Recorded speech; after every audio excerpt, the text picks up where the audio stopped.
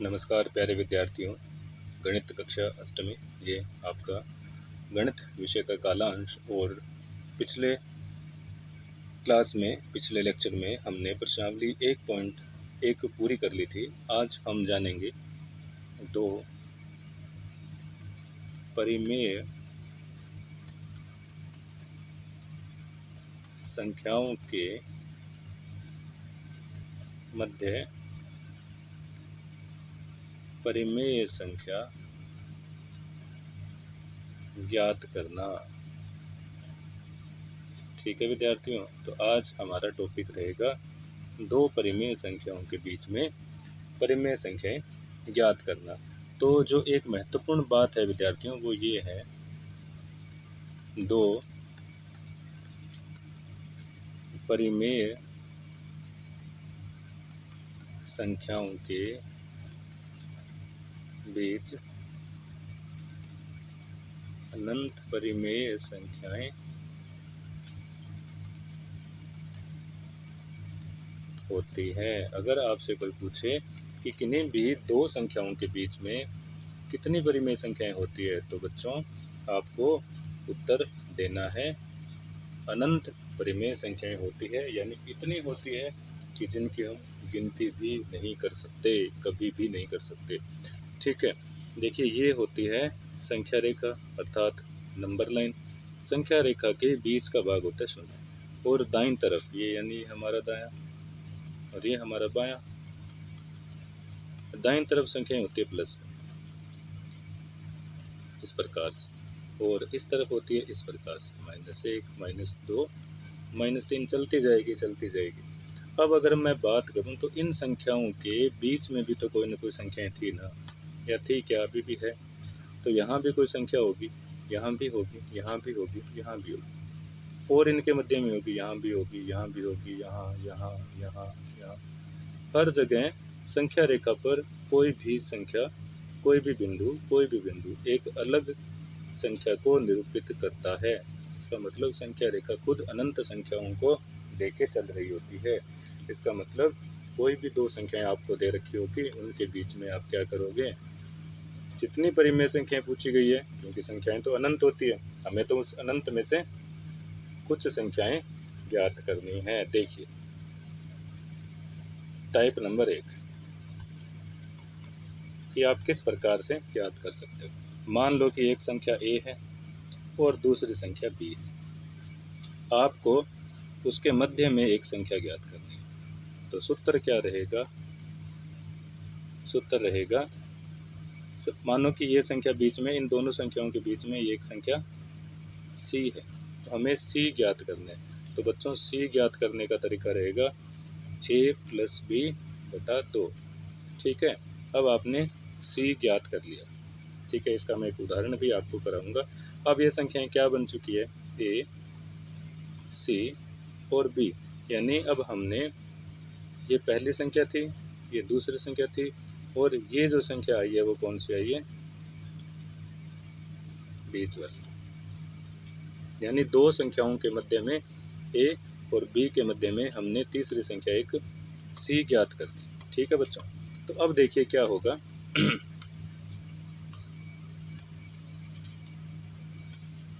अब देखिए, अब मान लो कि मुझे एक और संख्या ज्ञात करनी है, तो ये सेम सूत्र मैं इन दोनों के बीच में लगा दूंगा। मेरे पास संख्याएं है a, c, b। अब मान लो यहाँ एक और खाली स्थान है, यहाँ और एक खाली स्थान है। यहाँ मैं मान लेता हूँ यहाँ पे d है और यहाँ पर है e। तो d ज्ञात करने के लिए इन दोनों में सूत्र लगेगा, d बराबर a + c/2, और e ज्ञात करने के लिए इन दोनों में सूत्र लगेगा, कौन सा, c + b/2। तो इस प्रकार से ये सूत्र चलता जाएगा और हम कितनी भी संख्याएं इनके मध्य में ज्ञात कर सकते हैं। चलिए इसी टाइप का मैं एक उदाहरण आपको दे देता हूँ, वो उदाहरण आप देखिए। 4 तथा 16 के मध्य 3 संख्याएं ज्ञात करो। ठीक है बच्चों, तो यहाँ मैंने लिखा 4, यहाँ मैंने लिखा 16, कितनी संख्याएं ज्ञात करनी है, 3 ज्ञात करनी है तो 1, 2 और 3 मैंने 3 रिक्त स्थान बना दिए। ठीक है जी। अब इस संख्या को, पहले वाले को, इसको मैं मान लेता हूँ कि यहाँ पर तो a है, यहाँ b है और यहाँ c है। तो सबसे पहले मैं इस बीच वाली संख्या यानी a को ज्ञात करूँगा। तो a बराबर होगा 4 + 16/2 यानी उत्तर कितना आ गया 20/2 बराबर 10। अब मेरे पास ये संख्या आ चुकी है। अब संख्याएं कौन कौन सी है? 4, यहाँ पे है b, यहाँ पर है 10, यहाँ पर है c और यहाँ पर है 16। अब बच्चों मैं इन दोनों में ये सूत्र लगाऊंगा, यानी b बराबर कितना आएगा 10 + 4/2 यानी b कितना आया 7। ठीक इसी प्रकार से जब मैं 10 में और 16 में जब लगाऊंगा तो मुझे c मिलेगा। c बराबर आएगा 10 + 16/2 यानी 36/2 और उत्तर कितना आया मेरे पास 18। ठीक है जी। तो अब इन संख्याओं को देखिए कि ये क्या क्या बनी। b का मान हमारे पास आया 7, a का मान हमारे पास आया 10 और c का मान हमारे पास कितना आया, ये गलत किया थोड़ा सा, यहाँ पे 26 होगा और ये आपको मिलेगा 13। ठीक है विद्यार्थियों, और तो ये आएगा 13। ठीक है बच्चों, ये प्रक्रिया आपको पूरी अच्छी तरीके से समझ में आई होगी। चलिए अब एक दूसरी विधि करते हैं, उस विधि से हम ज्ञात करते हैं कि हमें संख्याएं कैसे ज्ञात करनी है। देखिए टाइप 2 में क्या होगा कि मान लो आपको एक संख्या दी है 2/3 तथा 5/3 के मध्य 4 परिमेय संख्या ज्ञात कर। ठीक है बच्चों, ये प्रश्न है। अब इसका हम उत्तर निकालते हैं। उत्तर निकालने का तरीका देखिए कैसे रहेगा। यहाँ आप लिखिए 2/3, यहाँ आप लिख दीजिए 5/3। दोनों का हर चेक करो, हर दोनों का समान है। ठीक है, कितनी संख्याएं ज्ञात करनी है? 4 संख्याएं हमें ज्ञात करनी है। तो आप 4 में 1 जोड़ दीजिए, यानी 4 + 1 कितना हुआ 5 हो गया। अब आप दोनों संख्याओं को, जो संख्या हमारे पास है उन दोनों संख्याओं को क्या करोगे, इस 5 से गुणा कर देते हैं और इसी 5 से भाग लगा देते हैं। वो काम यहाँ कर दो। तो देखो ऊपर ये गुणा होने के बाद ये क्या उत्तर देगा आपको 10/15 और ये उत्तर कितना देगा 25/15। कितनी संख्याएं ज्ञात करनी है? 1, 2, 3, 4। तो अब अगली संख्या क्या होगी 11/15, 12/15, 13/15, 14/15। तो ये देखो, ये मैंने 4 संख्याएं ज्ञात कर दी। इसके बीच में और भी संख्याएं हो सकती थी। ठीक है, कौन कौन सी संख्याएं इनके मध्य में और हो सकती थी? देखिए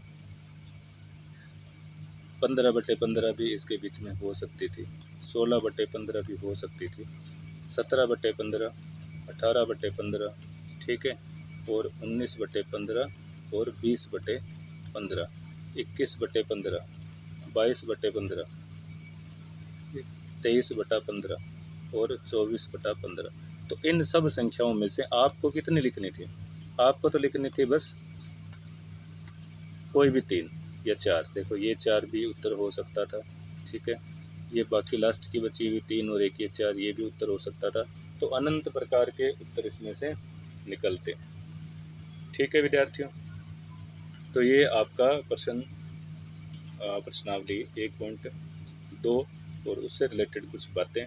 अब आगे जब प्रश्नावली 1.2 में हम जाएंगे तब हम इन चीज़ों को थोड़ा और जानेंगे और परिमेय संख्या को, अंश बटे हर वाली संख्या को, उन संख्याओं को आप संख्या रेखा पर कैसे निरूपित करोगे वो भी मैं आपको बताऊंगा अगली क्लास में।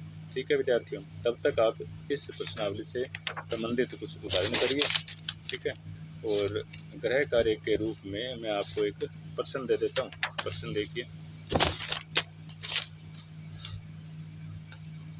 2 प्रश्न देता हूँ मैं आपको। प्रश्न क्रमांक 1, ये देखिए, 6 तथा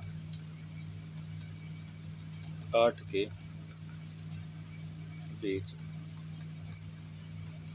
6 संख्याएं ज्ञात करो। प्रश्न क्रमांक 2 है 2/5 तथा 3/5 के बीच 6 संख्याएं ज्ञात करो। तो ये 2 प्रश्न मैंने आपको दिए हैं गृह कार्य के लिए, आपको ये दोनों करने हैं, ठीक है। बाकी हम करेंगे प्रश्नावली 1.2 अगले वीडियो में।